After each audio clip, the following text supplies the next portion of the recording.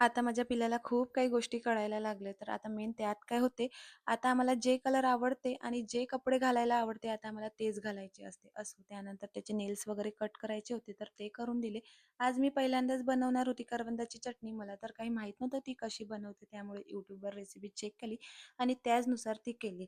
खायला तर छान झाली होती, पण मला खूप जास्तच काही आंबट वाटले. असो, त्यानंतर आम्ही गेलो होतो 5 वाजता माझ्या मैत्रिणीकडे. तिचं पण बाळ स्वराज इतकंच आहे, तर हे दोघं पण खूप छान खेळतो. त्यानंतर आमच्या दोघांसाठी तिने अशी मस्त छान कडक कॉफी केली होती. तर आम्ही दोघांनी पण गप्पा गोष्टी करत ती एन्जॉय केली. एकीकडे यांच्या दोघांचं पण खूप छान असं खेळणं सुरू होतं. घराचा हाल पाहून तर तुम्हाला पण कळलं असेल.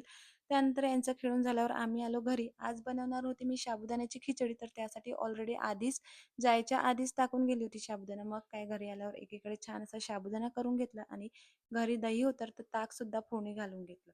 असा होता आजचा दिवस. भेटूया नेक्स्ट व्हिडिओमध्ये. व्हिडिओ आवडला असेल तर फॉलो, सबस्क्राईब नक्की करा. बाय.